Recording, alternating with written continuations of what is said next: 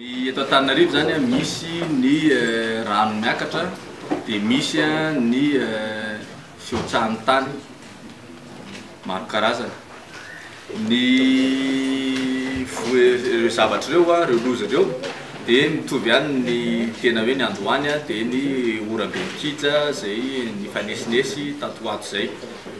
Araka ny efa nazavain'ny teknisianina manam-pahaizana teo dia le fiotsahan'ny tany zany no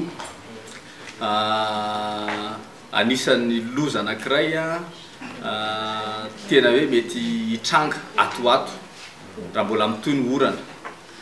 Arakaraka ny orana moa zany mbola mety misy eo amin'ny 2 volana eo izy ny latsaka, tsy voatery isan'andro kory fa tsy indraindray fa indraindray rehefa milatsaka tampoka izy na tapak'andro ara ka maherihery vaika zay dia amin'ny oratsampozina ny otsahan'le tany.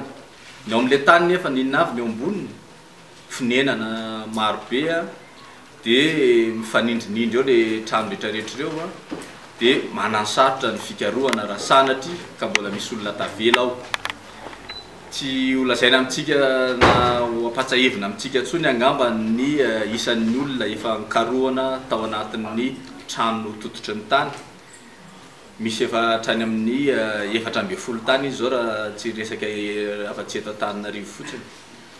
Dia mba tsy hitombony izay ntsony no fepetra tena hoe tsy maintsy nraisina teto anivon'ny BNGRC sy ny fitondram-panjakana hoe tsy maintsy evacuena ny olona amin'ny faritra.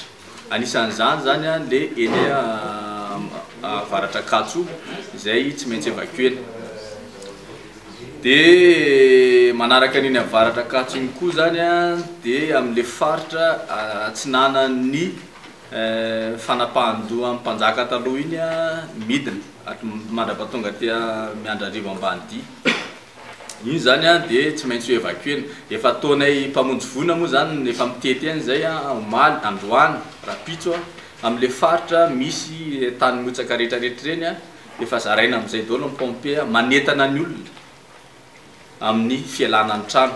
Dia ny tamaso moa zany ary isaorana an'ireo olona reo fa efa tena maro dia maro tokoa ny mitona ny entany fonona ny andao an'le tranony, tsy miandry baiko ary tsy miandry tena hoe hosikirina hoe alana amin'ny kery. Ny fialana amin'ny kery zay dia tsy azo hidivirana zay atoato rehefa mivoaka le didy. Zay zany no ezahana elana fa isaorana ny olona efa matsapa-tena miala amin'izay satria mamy tokoa io aina io.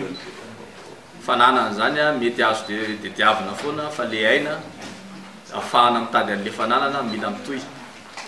Zay no tena hoe sensibilisation ataoko ngambany ny faritra eritreretina tena hoe mety betsaka miotsaka ary hita maso moa zany dia tsindriky kely eto fa ny faritra atsinanany tendrombohitry ny misy any Ambonitsimbona sy ny Andafy avaratra sy Andohalo iny, ny avaratra, ny atsimo, ny tsy atsimo fa ny atsinanana sy ny andrefana.